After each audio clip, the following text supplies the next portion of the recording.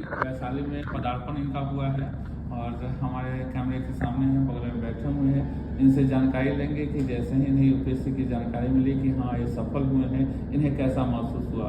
इनका नाम आलोक रंजन जी है और इनका जो पैतृक घर है यह वापस लौट रहे हैं और लौटने के दौरान हम लोग हाजीपुर में इनसे मुलाकात हो रही है हमारी।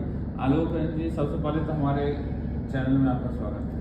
धन्यवाद सर, ये अपॉर्चुनिटी देने के लिए मुझे कि इस माध्यम से मैं जो मैक्सिमम स्टूडेंट्स हैं और लोगों से जुड़ूं और उनको जो भी अपना मेरा लर्निंग रहा है इस एग्ज़ाम्स के प्रति उसको शेयर करता हूँ।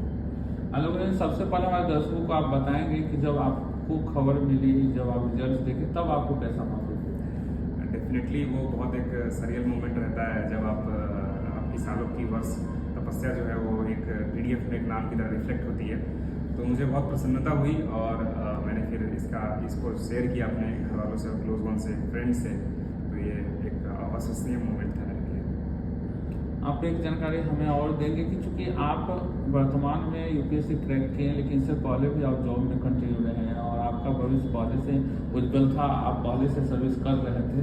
तो आपका जो बैकग्राउंड था पहले से, जो आपकी शिक्षा व्यवस्था थी, वो कहाँ से और कैसे हुई? मैं 10वीं क्लास तक तो नोएडा से ही पढ़ा, वहीं पे मेरी शिक्षा दीक्षा हुई। उसके बाद मैं 12वीं में IIT की तैयारी के लिए पटना आ गया था और मैं पटना से ही मैंने ट्वेल्थ जो है मैंने पटना से ही की।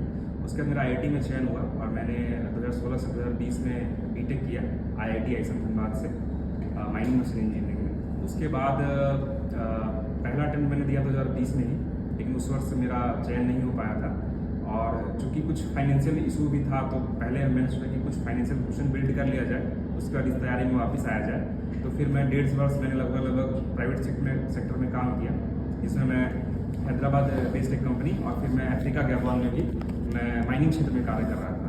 उसके बाद मैंने BPSC का परीक्षा दिया, जिसमें मैं 100वीं रैंक पा के मैं DFO के रूप में चयन हुआ था। और पिछले वर्ष मेरा UPSC में भी हुआ था, जिसमें मुझे रेलवेज में IRMS मिला था और इस बार जो ये तीसरा प्रयास था जिसमें मुझे 622 रैंक प्राप्त हुआ है। आलोक जी, एक जानकारी और हमें बताएंगे कि जैसे आपके पिताजी किन चीज़ों से जुड़े हुए हैं? मेरे पिताजी तो अभी किसान हैं। तो ये कहा जाए कि एक किसान का बच्चा अगर बहुत मेहनत करके बहुत आगे बढ़ता है तो आने वाली जो पीढ़ी है उनके लिए एक मैसेज जाता है। तो क्या कहना चाहेंगे जो तैयारी करने वाले बच्चे हैं आपकी ही तरह, उनके लिए क्या मैसेज छोड़ेंगे? मैसेज यही रहेगा मेरा कि जो आपका बैकग्राउंड है, जनरली मैक्सिमम जो बिहार के विद्यार्थी हैं या फिर वैशाली के हैं, जनरली ये लोगों का मिडिल क्लास में बैकग्राउंड रहता है।